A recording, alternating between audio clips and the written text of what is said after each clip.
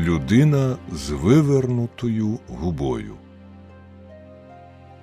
Айза Вітні, брат покійного Еліаса Вітні, доктор богослов'я і директор Богословського коледжу Святого Георгія, страшенно приохотився курити опій. Як я розумію, ця звичка розвинулася у нього з якоїсь дурної примхи ще тоді, коли він сам учився в коледжі. Бо, прочитавши книгу Де Квінсі, в якій той описав свої сновидіння й відчуття, Айза Вітні почав додавати до тютюну настоянку опію, намагаючись викликати в себе такий самий ефект. Він швидко переконався, як і чимало інших до нього, що призвичаїтись до куріння значно легше, ніж позбутися такої звички, і впродовж багатьох років був рабом цього зілля, збуджуючи у своїх друзів та родичів почуття жаху й співчуття. Я наче зараз бачу його жовте, брескле обличчя, навислі повіки, манюсінькі зіниці очей, всього його скоцюрбленого в кріслі, жалюгідні руїни шанованої колись людини. Одного вечора, в червні 1889 року, о тій порі, коли вже починаєш позіхати й поглядати на годинник, у мене пролунав дзвінок. Я випростався в кріслі, а моя дружина опустила своє шитво на коліна, і на обличчі в неї з'явився трохи розгублений вираз. «Якийсь пацієнт?» – мовила вона. «Тобі доведеться кудись іти». Я зітхнув, бо тільки нещодавно повернувся додому після цілого дня виснажливої роботи. Ми почули, як відчинилися вхідні двері, потім до нас долинуло кілька поквапливих слів і звук швидких кроків у передпокої. Двері нашої кімнати рвучко розчинилися, і війшла дама, одягнута у щось темне і з чорною вуаллею на обличчі. «Пробачте, що я прийшла так пізно», – почала була вона, а тоді, раптом втративши самовладання, кинулася до моєї дружини, обняла її за шию і розридалась у неї на плечі. «Ох, у мене таке лихо!» – вигукнула вона. «Мені так потрібна хоч невеличка допомога». «Та це ж Кейт Вітні!» – мовила дружина, піднявши вуаль. «Як ти мене налякала, Кейт! Я тебе зовсім не впізнала, коли ти війшла. Я не знаю, що мені робити, тому й прийшла просто до тебе». Це було звичайним явищем. Люди, з якими траплялося нещастя, линули до моєї дружини, наче птахи до маяка. «І дуже добре зробила, що прийшла. Зараз тобі треба випити вина з водою, а поки що сідай отут зручніше і розповідай нам усе. Може, ти хочеш, щоб я спочатку відіслала Джеймса спати? О, ні-ні! Лікарева порада й допомога мені також потрібна. Я про Айзу. Ось уже 2 дні, як він не з'являється додому, я так за нього боюся». Це вже не вперше вона заводила мову про хворобу свого чоловіка. Зі мною, як з лікарем, а з дружиною, як з давньою шкільною подругою. Ми зразу ж почали заспокоювати і розраджувати її, як тільки могли. Чи знає вона, де її чоловік? Чи можливо, щоб ми поїхали і привезли його до неї? Скидалося на те, що можливо. Їй було достеменно відомо, що останнім часом, коли в чоловіка траплялися напади хвороби, він користувався опіумним кублом у найвіддаленішому східному кутку Сіті. Досі його оргії завжди тривали не більше 1 дня, і він повертався додому ввечері, вкрай знеможений, всього його аж викручувало. Та цього разу дурман опію не відпускав Айзу Вітні ось уже 48 годин, і він безперечно лежав нині там серед різної покиді здоків, вдихаючи отруту, або спав, приходячи до тями після куріння. Кейт була впевнена, що чоловік перебуває там, у Золотому Зливку, на Апер Свонден Лейн. Але що вона має робити? Як може вона, молода і сором'язлива жінка, піти в таке місце і витягти свого чоловіка з гурту горлорізів? Отаке зараз становище, і, зрозуміла річ, з нього є лише один вихід. Чи не міг би я провести її в те місце? Адже я лікар Айзи Вітні, і тому маю на нього вплив. Я впоруюся зовсім краще, якщо буду сам. І я під слово честі пообіцяв, що за 2 години відправлю Айзу Вітні додому в кебі, якщо він справді перебуває за тією адресою, яку вона мені дала. Таким чином, через 10 хвилин я вже покинув своє крісло у затишній вітальні і поспішав у двоколісному екіпажі на схід з досить, як мені тоді здавалося, дивним дорученням. І майбутнє довело, що це справді так.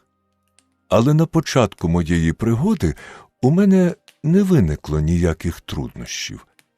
Апер Свонден Лейк виявилася вузьким брудним провулком, що скрадався поза високими будівлями корабелень на північному березі Темзи на схід від Лондонського мосту.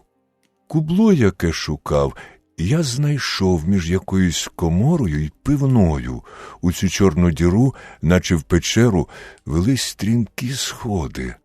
Наказавши кебмену чекати, я спустився вниз східцями, посередині яких незліченна кількість п'яних ніг вичовгала виїмки. Там, у нерівному тьмяному світлі гасової лампи, що висіла над дверима, я знайшов засувку й увійшов до низької довгої кімнати, де густою пеленою висів задушливий коричневий опіумний дим, і вздовж стін стояли дерев'яні нари, як на баці емігрантського корабля. У напівмороці можна було невиразно розгледіти людські тіла, що лежали в дивних химерних позах, і з сутуленими плечима, з піднятими колінами, відкинутими назад головами і випнутими вгору підборіддями. То тут, то там я помічав похмурі каламутні очі, звернені на мене. У темних тінях зблискували маленькі червонясті цяточки, спочатку яскраві, а потім ледь помітні, залежно від того, збільшувалася чи зменшувалась кількість отрути, що тліла в чашечках металевих опіумних люльок. Більшість курців лежала мовчки, але деякі щось бурмотіли, ще інші говорили всі разом, дивними низькими монотонними голосами. Їхня розмова то повнилася зливою слів, то переходила в мовчання. Кожний бурмотів про своє, майже не звертаючи уваги на мову сусіда. В дальньому кутку кімнати стояла маленька жаровня, в якій горіло деревне вугілля. Поряд з нею на триногому ослоні сидів високий на зріст худий стариган, поклавши підборіддя на кулаки і уперши лікті в коліна. Він невідривно дивився на вогонь. Як тільки я війшов, до мене кинувся жовтувато-блідий служник-малаєць з люлькою й порцією отруйного зілля, манячи на вільне місце на нарах. «Дякую. Я прийшов сюди не для цього», – сказав я. «Тут у вас має бути мій друг містер Айза Вітні, і я хочу поговорити з ним». Праворуч від мене щось заворушилось, почувся вигук, і я, вдивившись у напівморок, побачив блідого, змарнілого й неохайного Вітні, який витріщився на мене. «Боже, це Вотсон», – проказав він. Айзі Вітні перебував у найжалюгіднішому стані занепаду всіх сил, коли кожний нерв натягнений, як струна. «Скажіть, Вотсоне, котра зараз година?» «Майже 11 вечора». «А який день?» «П'ятниця». 19 червня. Боже милий, а я думав, що середа. Сьогодні таки середа. Нащо ви хочете налякати мене? Він затулив обличчя руками й пискляво заридав. Кажуть вам, що сьогодні п'ятниця. Ваша дружина чекає вас уже 2 дні. Вам мусить бути соромно за себе. А вже ж мені соромно. Але ви щось плутаєте, Вотсоне, бо я тут всього кілька годин. 3 люльки, 4 люльки. Ой, забув скільки. Але з вами я поїду додому. Я не хочу, щоб Кейт переживала. Бідолашна маленька Кейт. Дайте мені руку. У вас є кеп? Так, він мене чекає. Тоді я теж поїду на ньому. Але я тут заборгував. Спитайте, скільки я винен, Вотсоне? Я весь наче побитий, не можу рухатись. Вузьким проходом між 2 рядів сплячих курців я подався шукати хазяїна, намагаючись не вдихати гидких, дурманних випарів отруйного зілля. Проходячи повз високого стерегана біля жаровні, я раптом відчув, як хтось смикнув мене за полу і почув тихий шепіт: «Пройдіть повз мене, а тоді озирніться».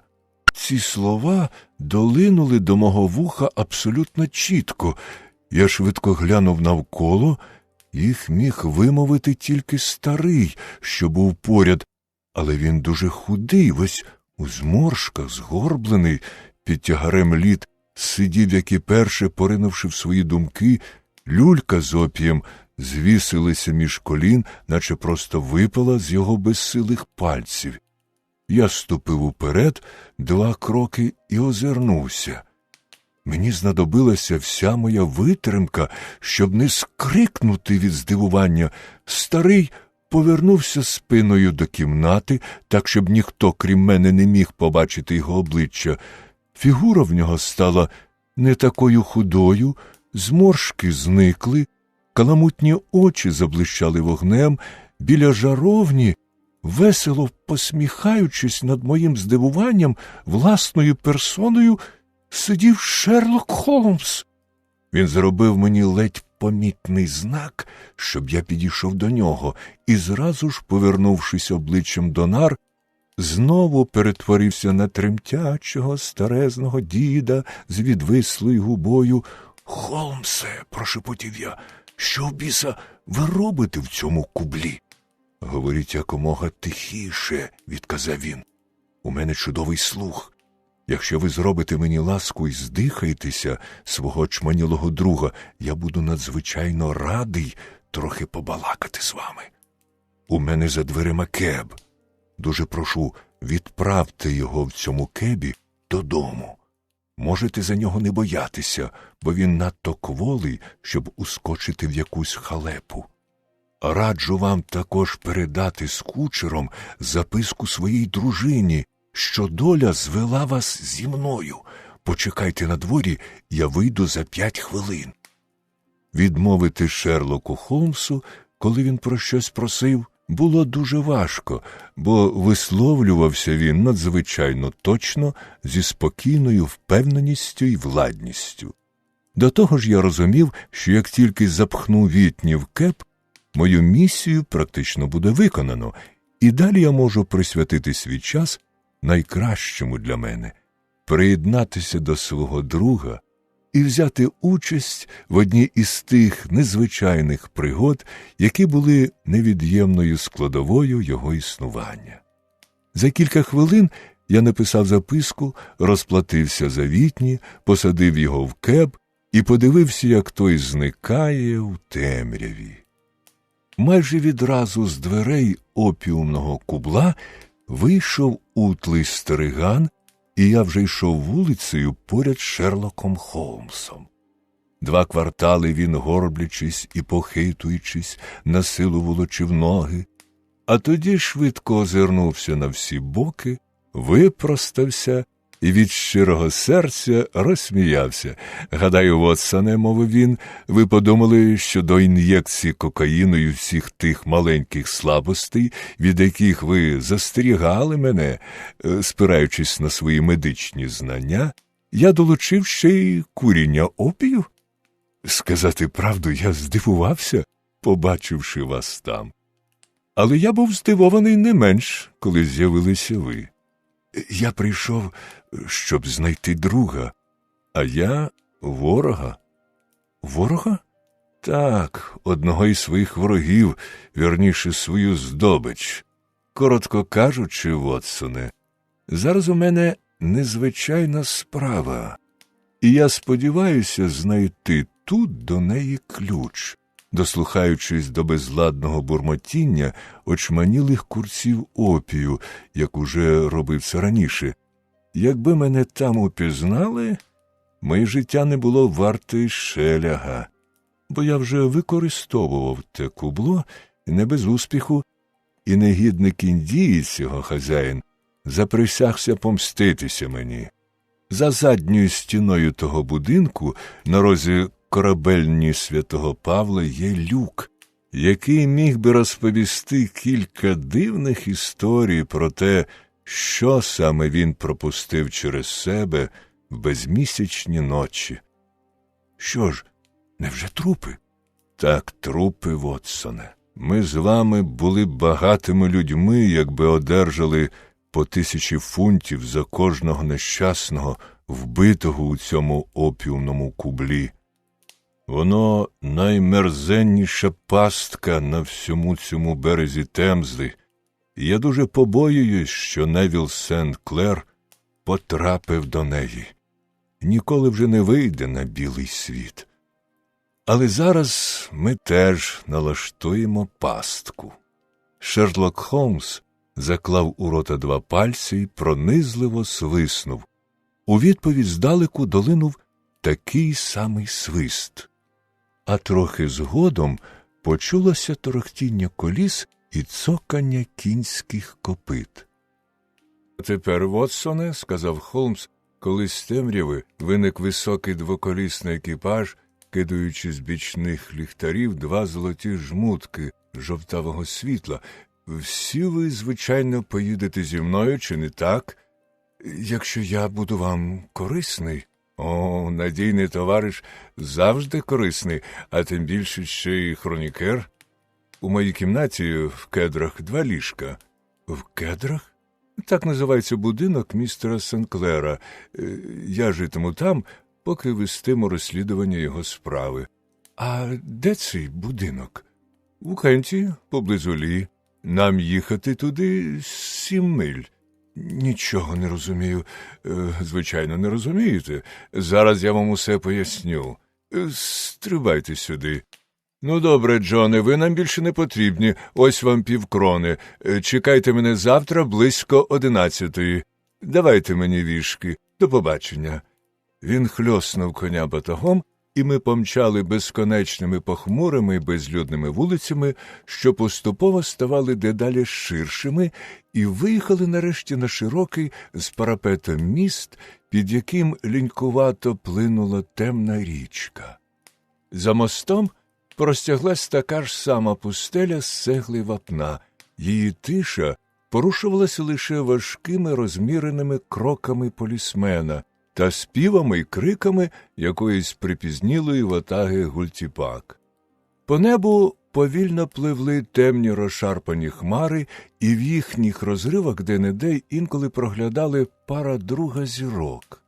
Холмс їхав мовчки, похиливши голову на груди й глибоко замислившись.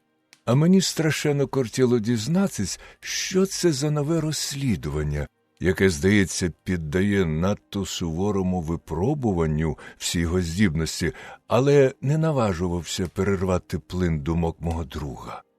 Так ми проїхали кілька миль і вже починали наближатися до поясу приміських віл, коли Холмс схаменувся, пересмикнув плечима й запалив люльку з виглядом людини, яка впевнена, що діє найкращим чином.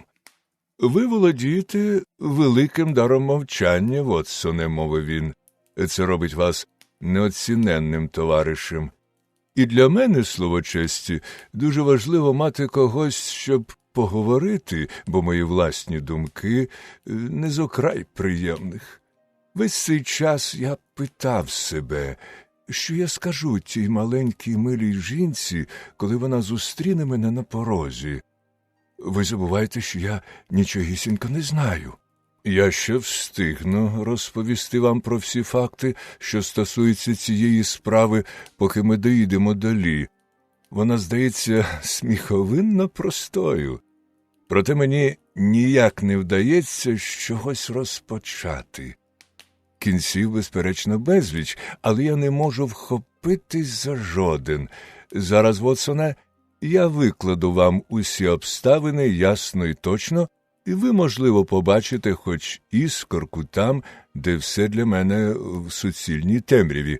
Тоді розповідайте.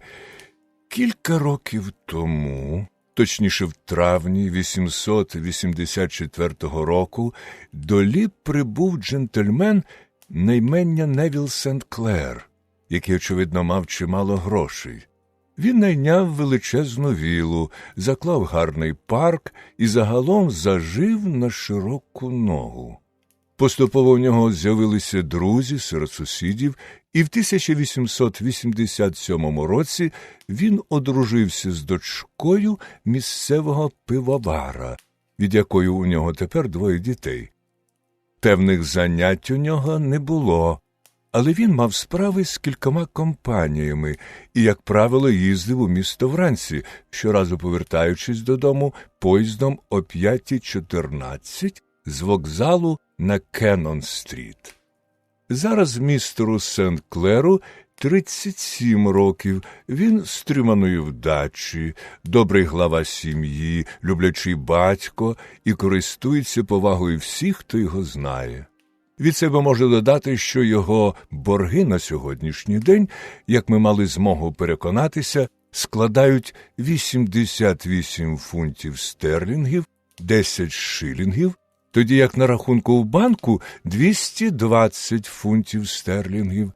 Отже, немає підстав вважати, що його гнітили якісь грошові труднощі.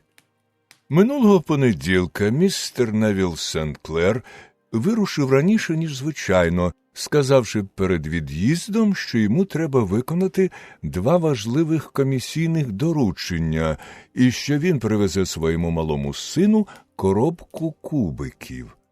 Зовсім випадково його дружина того самого понеділка, невдовзі після від'їзду чоловіка, одержала телеграму, що на її ім'я надійшла маленька, але дуже цінна посилка, яка чекає її в конторі Абердінської пароплавної компанії.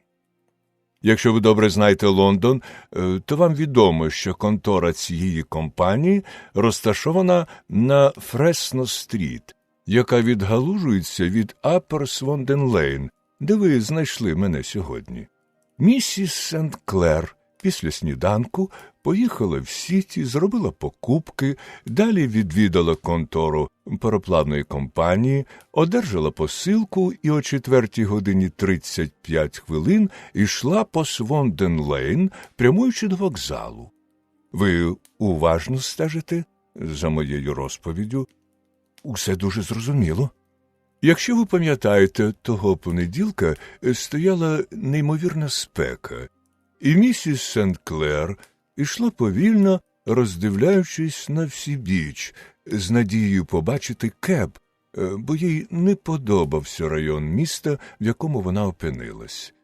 І от ідучи по Свонден-Лейн, вона раптом почула чи то вигук, чи то крик, і вся аж похолола, побачивши свого чоловіка, який дивився на неї з вікна 3-го поверху якогось будинку і, як їй здалося, знаками кликав її до себе. Вікно було відчинене, і вона виразно роздивилася його обличчя, яке, за її словами, здавалося їй страшенно схвильованим. Він несамовито махнув їй обома руками і тут же зник з вікна, так раптово, ніби його щосили смикнули ззаду. Проте її зірке жіноче око встигло помітити, що хоч він і був у темному піджаці, такому, в якому поїхав у місто, але без комірця й краватки. Переконана, що з її чоловіком щось негаразд, вона кинулася сходом вниз. Будинок виявився тим самим, де причаїлося опіумне кубло, в якому ви знайшли мене сьогодні ввечері, вбігла у вхідні двері і спробувала піднятися сходами, що вели на другий поверх. Проте біля сходів вона натрапила на негідника-індійця, про якого я вам говорив, і той виштовхав її на вулицю з допомогою свого підручного одного датчанина. Сповнена найжахливіших сумнівів і страхів, вона пустилася бігти вулицею і, на щастя, зустріла на Фресно-стріт поліцейський наряд з інспектором, що робив обхід. Інспектор з 2 констеблями провів її назад, і, незважаючи на впертий опір хазяїна, вони пройшли в ту кімнату, в якій місіс Сент-Клер востаннє бачила свого чоловіка. Але там його не було. Взагалі, на всьому поверсі вони не виявили жодної живої душі, крім якогось бридкого каліки, який, здається, знайшов там собі притулок. Обидва, індієць і каліка, вперто присягалися, що біля вікна в другій половині дня нікого не було. Вони заперечували все так рішуче, що інспектор завагався і вже почав був схилятися до думки, чи не помилилася місіс Сент-Клер, але вона раптом підбігла до дерев'яної скриньки, яка стояла на столі, зірвала з неї кришку. Із скриньки посипалися дитячі кубики. То була іграшка, яку її чоловік обіцяв привезти додому.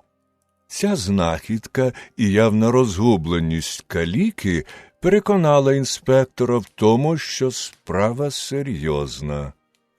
Кімнати було уважно оглянуто, і результати цього огляду показали, що там вчинено жахливий злочин.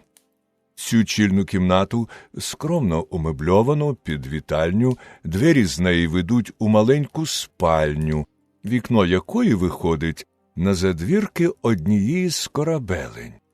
Між цією корабельнею і вікном спальні є вузенька смужка землі. Під час відпливу вона суха, але коли буває приплив, ця смужка затоплюється, і глибина досягає 4,5 футів. Вікно у спальні широке і піднімається вгору. На підвіконні було знайдено сліди крові, кілька крапель виднілося на дерев'яній підлозі.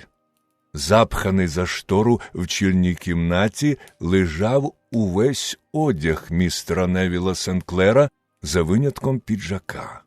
Його черевики, його шкарпетки, капелюх і годинник – усе було сховано там. Ознак насильства на предметах одягу не знайшли, а ніяких інших слідів містер Невіл Сент-Клер не залишив. Очевидно, його шлях пролягав через вікно, бо ніякого іншого виходу не виявили.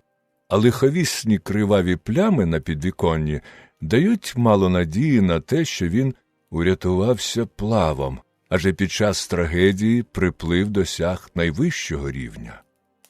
А тепер про негідників, які з усього видно мають до цієї справи безпосередній стосунок.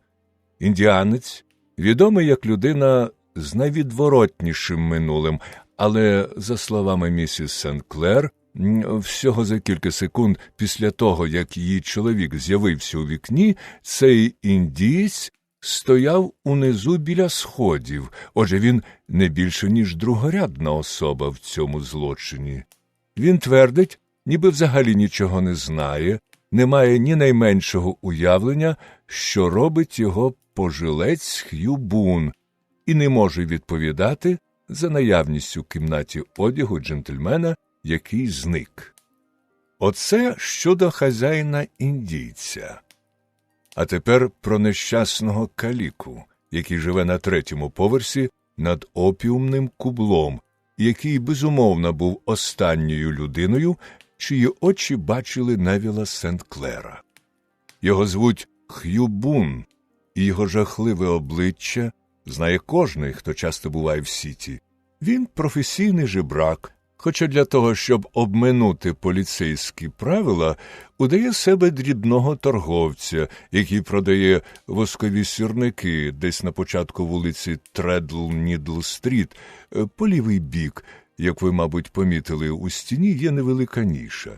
Саме там і сидить удень, схрестивши ноги, цей каліка з малесенькою купкою сирників на колінах, всім своїм жалюгідним виглядом викликаючи співчуття перехожих, і в засмальцьовану шкіряну кепку, що лежить на бруківці поряд з ним, дощем сипляться дрібняки. Я не один раз спостерігав за цим чоловіком раніше, коли у мене й на думці не було, що доведеться познайомитися з ним, і завжди дивувався, який багатий урожай він збирає за дуже короткий час. Розумієте, зовнішність цього каліки така примітна, що ніхто не може пройти повз нього, не звернувши уваги. Кучма оранжевого рудого волосся, бліде обличчя, спотворена жахливим рубцем, який вивернув верхню губу, бульдожачі підборіддя і проникливі темні очі, що так контрастують з кольором волосся, усе вирізняє його із сірої юрби жебраків, так само, як і те, що він не лізе за словом у кишеню, відповідаючи на шпильки, які йому коли-неколи кидають перехожі. Оцей жебрак, а тепер ми знаємо, що він живе над опіумним кублом, був останнім, хто бачив джентльмена, якого ми розшукуємо. Але ж він каліка, зауважив я, чи міг він сам один заподіяти щось чоловікові в розквіті сил? Він каліка тільки в тому розумінні, що кульгає. Але в усіх інших відношеннях це добре вгодований здоровань. Та ще ваш медичний досвід, Вотсоне, повинен підказати вам, що безсилість якогось одного члена людського тіла часто надолужується винятковою силою інших. Будь ласка, розповідайте далі. Знепритомніла, побачивши на підвіконні кров, і полісмен відвіз її додому в кебі, тим більше, що її присутність не могла допомогти дальшому розслідуванню. Інспектор Бартон, якому доручили вести цю справу, надзвичайно старанно обстежив увесь будинок, але не знайшов нічого такого, що могло б кинути бодай трохи світло на цей випадок. Проте полісмени припустили й помилки, негайно не заарештувавши Буна, і той виграв таким чином кілька хвилин часу, протягом яких міг перекинутися парою другої слів із своїм приятелем-індійцем. Та цю помилку швидко виправили. Буна схопили, обшукали, але не знайшли нічого такого, що могло б свідчити про його причетність до злочину. Щоправда, на правому рукаві його сорочки було виявлено сліди кількох крапель крові, але він показав свій підмізинний палець, порізаний біля нігтя. Пояснив, що кров з цього порізу, додавши, що він недавно підходив до вікна і що краплі крові на підвіконні також з його пальця. Бун уперто твердив, що ніколи не бачив містера Невіла Сент-Клера, і заприсягся, що наявність одягу цього джентльмена в його кімнаті для нього така ж таємниця, як і для поліції. Що ж до запевнень місіс Сент-Клер, ніби вона бачила свого чоловіка у вікні, то жебрак заявив, що жінка, мабуть, з'їхала з глузду, або що це їй приснилося. Буна, який голосно обурювався, відвели в поліцейську дільницю, а інспектор залишився в будинку, сподіваючись, що відплив, який вже почався, дасть йому ключ до загадки. І відплив дав, хоч на замуленні обмілені вони знайшли зовсім не те, чого боялися, Коли вода відступила, вони побачили не тіло Невіла Сен-Клера, а лише піджак Невіла Сен-Клера. І що, на вашу думку, було у кишенях? Навіть уявити не можу. Думаю, вам ніколи не вгадати. В кожну кишеню було напхано пенсів і півпенсів, 421 пенс і 270 півпенсів. Не дивно, що відплив не зміг потягти цей піджак. А от людське тіло – інша річ. Коли починається відплив, між верф'ю і будинком утворюється сильна течія. Досить ймовірно, що в той час, як важкий піджак залишився на місці, роздягнуте тіло змило в Темзу. Але якщо не помиляюся, весь інший одяг було знайдено в кімнаті. Чи могло бути тіло одягнуто тільки в піджак? Ні, сер. Але цей факт певним чином можна пояснити. Припустімо, цей чоловік Бун викинув Невіла Сен-Клера через вікно, і жодне людське око цього не бачило. Що заходився б він робити далі? Йому, безперечно, миттю спало б на думку здихатися одягу, доказу злочину. Він хапає піджак і хоче теж викинути, аж тут до нього доходить, що той не потоне, а попливе. У нього обмаль часу. Він почув унизу, біля сходів, якусь колотнечу. Це коли дружина містера Невіла Сен-Клера намагалася пройти нагору і, можливо, уже встиг дізнатися від свого спільника-індійця, що на вулиці з'явилася поліція. Не можна втрачати ані миті. Він кидається до своєї схованки, де лежать плоди його жебракування, і запихає в кишені піджака перші ліпші монети, що потрапляють під руку, аби тільки бути впевненим, що той потоне. Потім він викидає піджак у вікно і хоче зробити так само з рештою одягу, але внизу вже лунає звук кроків, і він ледве встигає зачинити вікно, перш ніж до кімнати вбігає поліція. Цілком можлива річ. Що ж, за браком кращого, приймемо це як робочу гіпотезу. Буна, як я вже вам сказав, було заарештовано і припроваджено у дільницю, але поліція раніше нічого проти нього не мала. Протягом багатьох років його знали як професійного жебрака, проте він жив спокійно і нічого поганого за ним не помічали. Отака поки що картина, а тому, як і раніше, немає відповіді на запитання, що саме робив Невіл Сен-Клер в опіумному кублі, що з ним там трапилося, де він зараз і яке відношення має Х'ю Бун до його зникнення. Мушу вам признатися, що не можу пригадати іншого такого випадку, на перший погляд дуже простого, але насправді неймовірно важкого.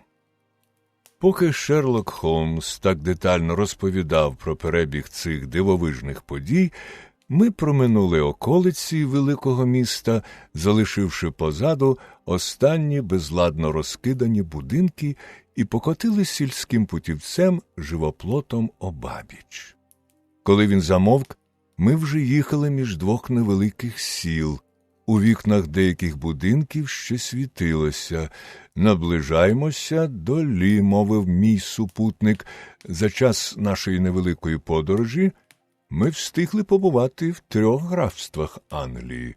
Виїхали з Мідлсекса, зачепили ріжок з Сурея і зупиняємося в Кенті. Бачите світло, воно, за деревами? То кедри. І там біля лампи сидить жінка, чий напружений слух, я майже в цьому не сумніваюсь, уже вловив цокіт копит нашого коня. А чому, розплутуючи цю справу, ви живете тут, а не на Бейкер-стріт? – спитав я. Тому що чимало довідок я змушений наводити саме тут. Місіс Сенклер люб'язно надала в моє розпорядження 2 кімнати, де ви можете відпочити, і вона нічого не матиме проти вас, а тільки буде рада моєму другу й колезі. Страшенно не хочу зустрічатися з нею, Вотсоне, бо поки що нічого не можу повідомити їй про її чоловіка. Ну ось ми й приїхали. Трррр! Трррр! Ми зупинилися перед великою вілею, оточеною парком. До коня підбіг молодший конюх, і ми з Холмсом пішли звивистою вузькою доріжкою, посипаною гравієм, до будинку. Коли ми підійшли ближче, двері швидко відчинились, і в них з'явилася маленька білява жінка в шовковій сукні з коміром і рукавами, оздобленими пишним рожевим шифоном. Тримаючись однією рукою за одвірок і нетерпляче простягнувши другу, вона трохи нахилилася вперед і застигла на порозі в потоці світла. Її очі напружено дивилися на нас, губи напіврозтулились у німому запитанні. «Ну!» – вигукнула вона. «Ну що?» Побачивши, що нас двоє, вона радісно скрикнула і зразу ж застогнала, коли мій товариш заперечливо похитав головою і знизав плечима. «Ніяких добрих новин?» «Ніяких». «А поганих?» «Теж». «Слава Богу, хоч за це. Та заходьте ж. Ви, мабуть, стомилися, бо день у вас був важкий». «Це мій друг, доктор Вотсон. Він був мені надзвичайно корисний у кількох справах, які я розплутував. А сьогодні, завдяки щасливому випадку, я дістав можливість привезти його сюди, щоб прилучити до нашого розслідування». «Дуже рада вас бачити», – мовила жінка, привітно потиснувши мені руку. «Сподіваюсь, ви пробачите мені всі можливі тут для вас незручності, якщо зважите на те, якого тяжкого удару нам було завдано». «Мадам», – відповів я старий солдат, звик до похідного життя, та якби я й не був солдатом, то все одно побачив би, що не треба жодних вибачень. Я буду щасливий, якщо зможу чимось допомогти вам або моєму другу». «Містере Шерлок Холмс», – мовила жінка, коли ми війшли до яскраво освітленої їдальні, де на столі було накрито холодну вечерю. «Я дуже хочу поставити вам 1 чи 2 запитання, на які благаю вас дати мені відверту відповідь». «Будь ласка, мадам. Можете не зважати на мої почуття. Я не істеричка і не схильна непритомніти. Я просто хочу почути вашу справжню, підкреслюю, справжню думку». «Про що?» «Чи вірите ви у глибині душі, що Невіл живий?» Запитання явно спантеличило Шерлока Холмса. «Кажіть відверто», – повторила вона, стоячи на килимку і пильно дивлячись на мого друга, який відкинувся на спинку плетеного стільця. «Відверто кажучи, мадам, не вірю». «Ви вважаєте, що він мертвий?» «Так, вважаю». «Його вбито?» «Я цього не кажу, але припускаю». «І коли ж його спіткала смерть?» «У понеділок». «В такому разі, містере Холмсе, будьте ласкаві пояснити, яким це чином трапилось так, що сьогодні я одержала від нього листа?» Шерлок Холмс схопився з стільця, наче його вдарило електричним струмом. «Що?» – закричав він. «Так, одержала сьогодні». Вона стояла і посміхалась, тримаючи перед собою аркушик паперу. «Можна подивитись?» «Звичайно». Холмс нетерпляче вихопив у неї листа, поклав його на стіл, розгладив, присунув лампу й заходився уважно вивчати. Я підвівся зі свого стільця і теж почав розглядати лист через Холмсове плече. Конверт був з простого цупкого конверту із поштовим штемпелем Грейвсенда. На штемпелі стояла дата – сьогоднішнє, точніше, вчорашнє число, бо було вже далеко за північ. «Кострубатий почерк», – пробурмотів Холмс. «Явно не вашого чоловіка, мадам». «Ні, не його, але сам лист написано його рукою». «Я також упевнений, що той, хто надписував конверт, мусив кудись ходити і питати адресу». «Чому це ви так вирішили?» «Бачите, чорнило, яким написано ім'я, зовсім чорне, бо висохло воно само по собі. Слова ж адреси мають сірий відтінок, а це свідчить про те, що застосовувався промокальний папір. Якби напис на конверті зробили весь за один раз, а тоді промокнули, ні одне слово не було б темнішим за інше. Той чоловік написав спочатку тільки ваше ім'я, а через який час дописав і адресу, що може означати лише одне – вона не була йому відома. Це, зрозуміло, дрібниця, але немає нічого важливішого за дрібниці. Нумо, подивимося лист. Тиба, в конверті ще щось було? Так, каблучка, його каблучка з печаткою. А ви впевнені, що це почерк вашого чоловіка? Один із його почерків. Один із почерків? Так, він пише, коли поспішає. Цей почерк дуже відрізняється від його звичайного почерку, але він добре мені знайомий. Люба, не хвилюйся, усе буде гаразд. Сталася величезна помилка, щоб її виправити, треба трохи часу. Чекай терпляче. Невіл. Написано олівцем на аркуші паперу, вирваному з книжки форматом в 1/8, без водяних знаків.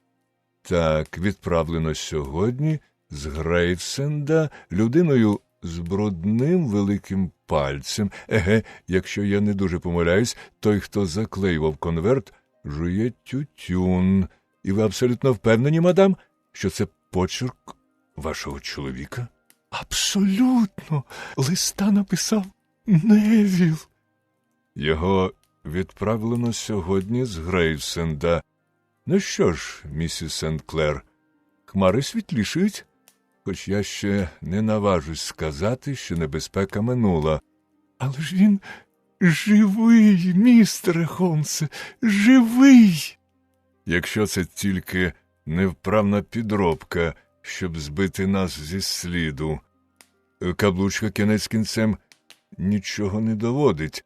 Її могли просто зняти у нього з пальця. Ні, це його власний почерк. Добре, але ж лист міг бути написаний у понеділок, а відправлений тільки сьогодні. Це можливо. А коли так, то за цей час багато що могло трапитись. О, не позбавляйте мене надії, містере Холмсе. Я знаю, що з чоловіком усе гаразд.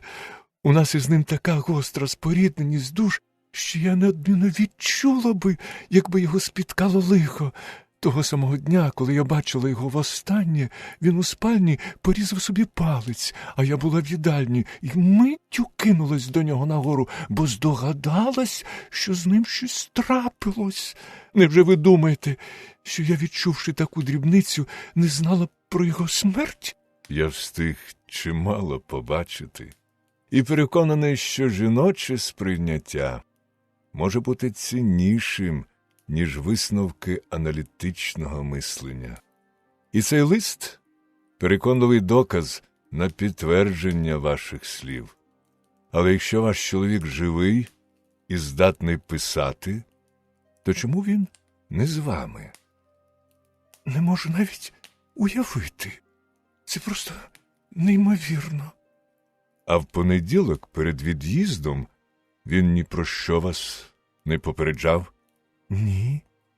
І ви здивувались, побачивши його на Свонден-Лейн? Дуже. Вікно було відчинено? Так. Отже, він міг гукнути до вас? Міг. Але наскільки я зрозумів, він лише крикнув щось незрозуміле. Так. Ви подумали, що він кличе на допомогу? Подумала, він змахнув руками. Але він міг крикнути від несподіванки, а руками махнути від здивування, коли раптом побачив вас, чи не так?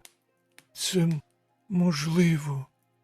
І ви подумали, що його відтягнули від вікна? Він зник так раптово. Він міг просто відскочити від вікна. Ви нікого більше не бачили в кімнаті? Нікого. Але той страшний жебрак признався, що був у кімнаті, а внизу біля сходів стояв індієць. Цілком правильно. Наскільки ви встигли розгледіти, ваш чоловік був одягнений, як звичайно?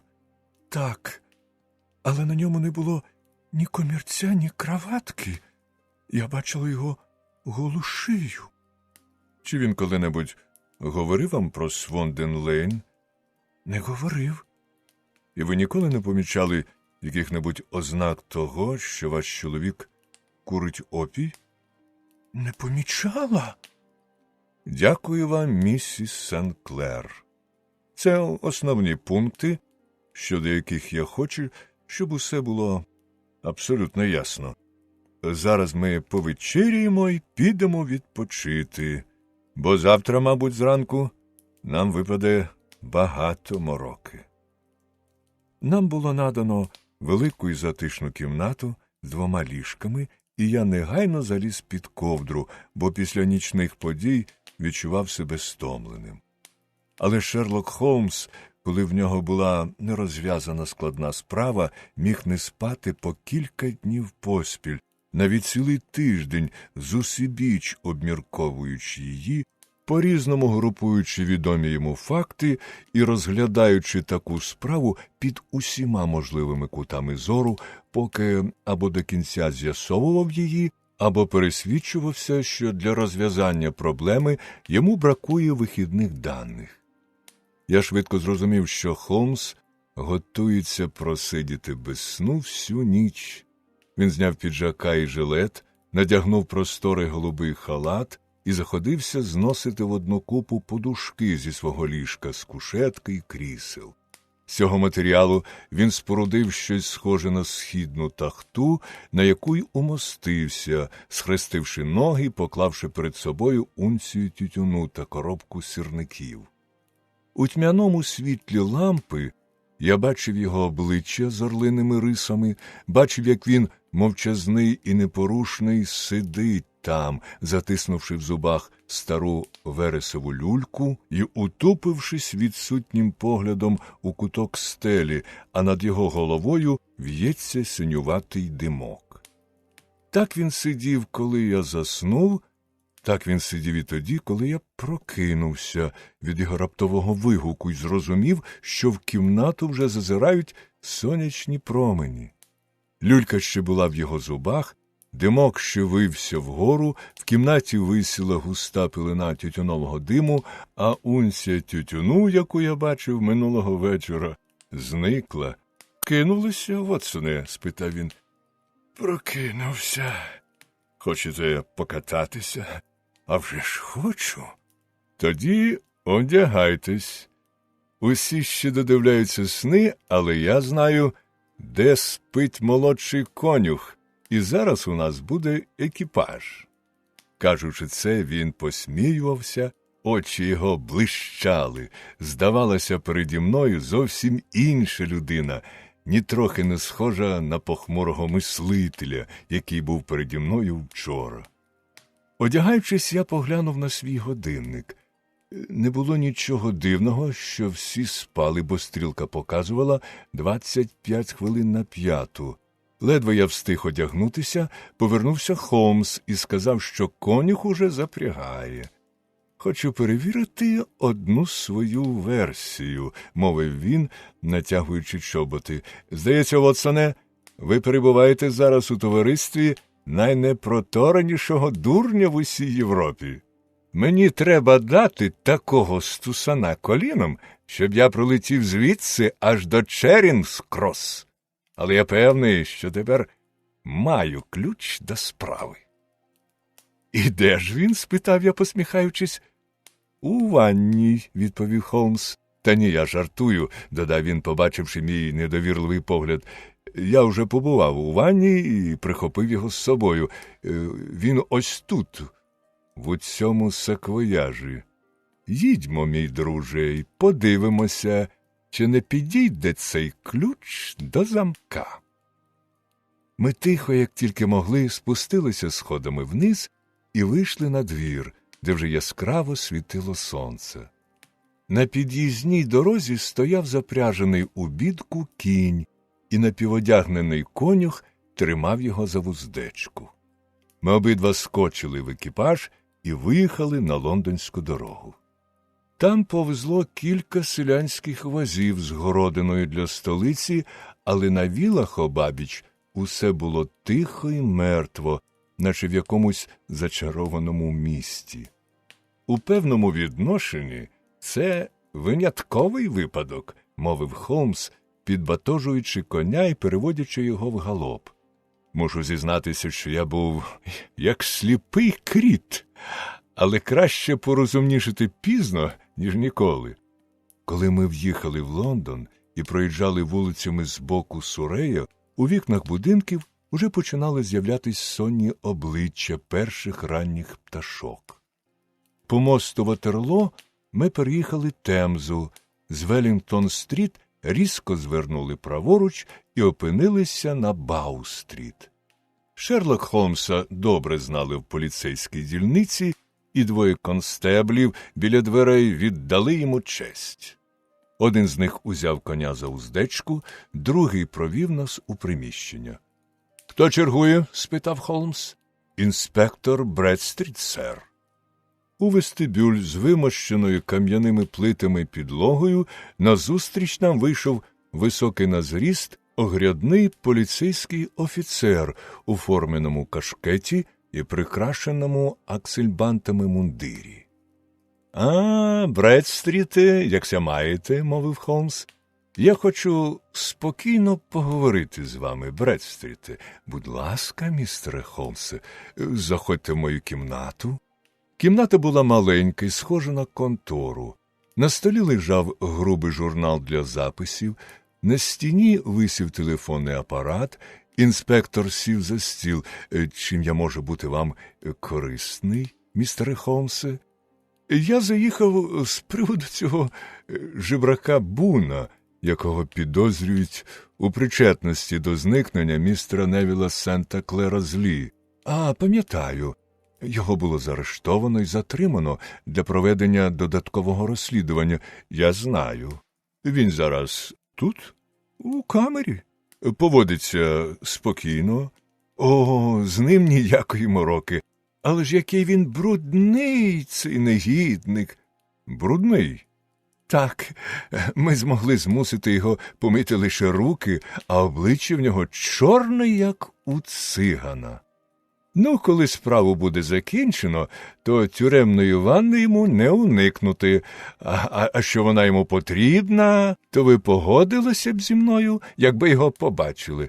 Мені дуже б хотілося б його побачити». «Хіба? Це нескладно влаштувати. Ідіть-но за мною. Саквояж можете залишити тут». «Ні, краще я візьму його з собою». «Добре, проходьте сюди, будь ласка». Він провів нас вестибюлем, відчинив загратовані двері, далі ми спустилися гвинтовими сходами і опинилися у вузенькому, вибіленому вапном коридорі, по обидва боки якого йшли ряди дверей. «Його камера третя праворуч», – сказав інспектор. «Ось тут». Він обережно відсунув дерев'яну панель у верхній частині дверей і зазирнув у камеру. Спить, мовив інспектор. Можете досхочу помилуватися на нього. Ми обидва ступили до ґратів. Повернувшись до нас обличчям, заарештований міцно спав, дихаючи повільно і важко. Це був середній на зріст чоловік, одягнений, як і належало представникові жебрацької професії, погано й неохайно. Крізь дірки старого піджака просвічувала квітчаста сорочка. Він був, як сказав інспектор, неймовірно брудний, але бруд нітрохи не приховував усієї відразливої потворності його обличчя.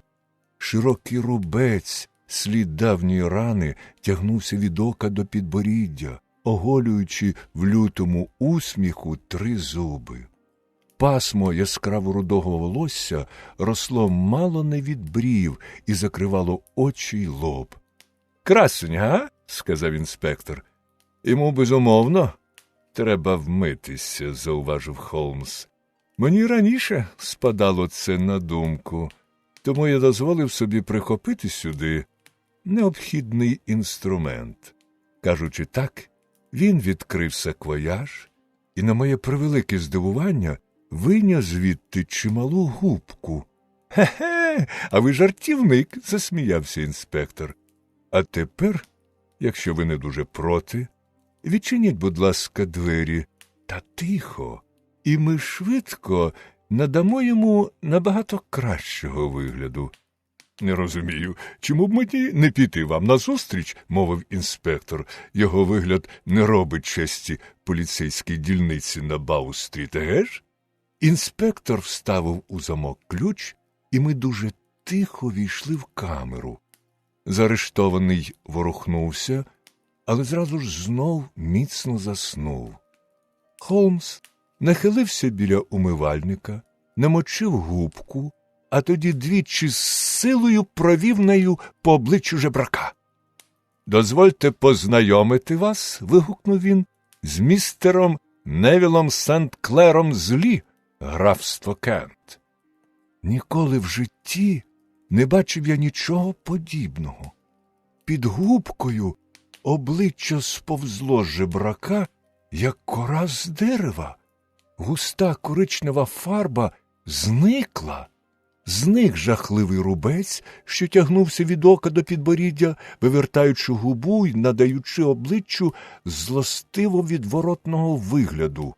Губка знищила також пасмо сплутаного рудого волосся, і ось уже перед нами сидів на ліжку блідий, сумний і гожий чоловік з чорним волоссям і гладенькою шкірою. Він ще не зовсім одійшов від сну і спантеличено потирав очі. Потім він раптом усе збагнув, скрикнув і сховав обличчя в подушці. «Боже!» – вигукнув інспектор. «Та це ж саме той чоловік, який пропав, і я бачив його фотографію». Заарештований повернувся до нас з відчайдушним виглядом людини, що вирішила не чинити опору лихій долі. «Нехай буде, що буде», – мовив він. «Благаю, скажіть, у чому мене звинувачують?» «У тому, що ви вбили містера Сент...» «Ну, та годі, вас можна звинуватити не в убивстві, а в спробі вчинити самовбивство», – відповів інспектор, розтягнувши губи в посмішці. «Я служу в поліції ось уже 27 років, але такого ще не бачив. Якщо я містер Невіл Сент-Клер, то, зрозуміло, ніякого злочину немає. І отже мене затримано незаконно». «Злочину немає. Але ви припустились великої помилки», – зауважив Холмс.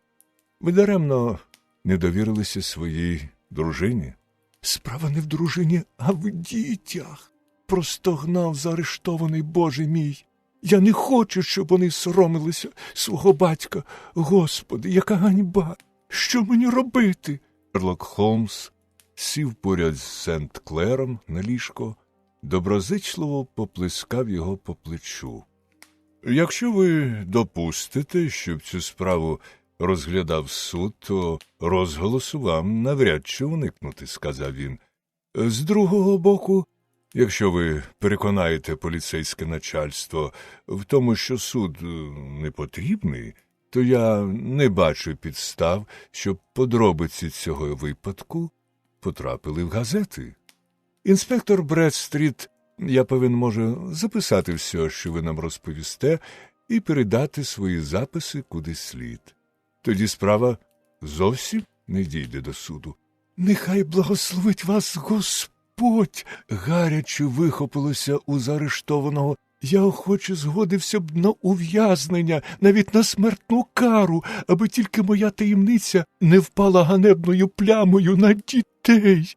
Ви перші почуйте мою історію. Батько мій був учителем у Честерфілді. Я дістав там чудову освіту.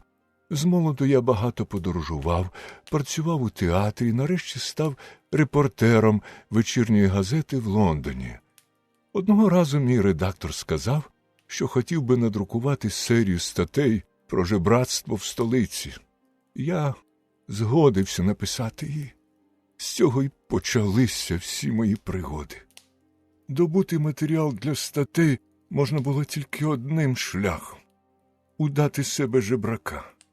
Коли ще був актором, я вивчив усі таємниці гримування і славився цим своїм умінням. Тепер воно мені стало в пригоді. Я розфарбував своє обличчя, а для того, щоб викликати якнайбільше співчуття, намалював чималий рубець і з допомогою вузенької смужки пластиру тілесного кольору підняв краєчок губи, вивернувши її. Потім, надягнувши руду перуку і відповідний одяг, зайняв місце в діловій частині Лондона під виглядом торговця сірниками, а насправді як жебрак. Я просив милостиню 7 годин, а коли повернувся додому, то на своє здивування побачив, що зібрав 26 шилінгів 4 пенси. Я написав статті і майже перестав думати про цей випадок, поки трохи згодом не гарантував оплату векселя одного свого друга і не одержав судової ухвали про сплату 25 фунтів. Я не міг дати собі ради, де дістати гроші, та раптом мені сяйнула блискуча думка. Ублагавши кредитора почекати 2 тижні, я взяв відпустку і провів її під вигаданим ім'ям в Сіті, просячи милостиню. За 10 днів я зібрав потрібну суму і сплатив борг. Можете уявити собі, як важко було задовольнитися 2 фунтами за тиждень виснажливої роботи в редакції, коли я знав, що можу заробляти стільки ж за 1 день, досить тільки розмалювати обличчя фарбою, покласти біля себе на землю картуза і сидіти непорушно. Душі у мене довго точилася боротьба між почуттям гордості і бажанням мати гроші. Нарешті гроші перемогли. Я покинув репортерську роботу і став цілими днями просиджувати на давно знайомому мені розі, викликаючи співчуття своїм жахливим обличчям і наповнюючи кишені мідяками. Мою таємницю знала тільки одна людина. Це був хазяїн отого опіумного кишла на Свонден-Лейн, в якому я оселився, звідки міг щоранку, виходячи в личині жалюгідного жебрака, і де щовечора перетворювався на гарно вдягненого багатого ульвісу. Я добре платив цьому типу, індійцю, за приміщення, а тому був упевнений, він не зрадить моєї таємниці. Дуже швидко я побачив, що в мене накопичуються чималі суми грошей. Не хочу сказати, що кожний вуличний жебрак у Лондоні може заробляти 700 фунтів на рік, а я в середньому збирав і більше, бо мав перед своїми колегами величезні переваги. Володів мистецтвом гриму і був бистрий на слово. Вміння дати дотепну відповідь, в якому мені доводилося постійно вправлятися, невдовзі зробило мене досить помітною постаттю в Сіті. В моїй кишені лився потік мідяків упереміж із сріблом, і дні, коли виходило менше 2 фунтів, я вважав дуже поганими. Грошей у мене ставало дедалі більше, З'явилися чистолюбні наміри, я купив собі будинок за містом, з часом одружився, і ніхто й не підозрював, яка в мене справжня професія. Моїй бідній жінці було відомо, що в сіті я займаюся бізнесом. Не знала вона тільки, яким саме. Минулого понеділка, закінчивши роботу, я, переодягаючись у своїй кімнаті над опіумним кублом, визирнув у вікно і з жахом та подивом побачив, що на вулиці стоїть моя дружина і великими очима дивиться на мене. Я скрикнув від здивування, підніс руки, ховаючи обличчя, і побіг до свого повірника-індійця, ублагати його нікого не впускати до мене. Я чув голос дружини внизу, але знав, що нагору вона піднятися не зможе. Швидко скинувши одяг, я натягнув на себе жебрацьке дрантя, розмалював обличчя і надів перуку. Навіть жінчине око не розпізнало б мене в цій машкарі. Але мені раптом спало на думку, що в кімнаті можуть зробити обшук, і одяг, коли його знайдуть, викриє мене. Тоді я відчинив вікно, зачепивши при цьому палець, який порізав уранці у себе в спальні, від чого зранки знову пішла кров. Далі схопив піджак, напханий мідяками, який тільки що переклав із шкіряної жебрацької торби, і він булькнув у Темзу. Туди полетіла б і решта одягу, але сходами вже бігли констеблі, і за кілька хвилин, замість того, щоб з'ясувати, що я є містер Невіл Сенклер, вони заарештували мене на мою радість, як його вбивцю. Думаю, мені більше нічого пояснювати. Треба було зберегти грим, звідси й небажання вмиватися. А знаючи, що моя дружина страшенно переживатиме, я зняв з пальця каблучку і непомітно, коли констеблі не стежили за мною, передав її індійцю разом із квапливо надряпаною запискою, щоб вона не хвилювалася.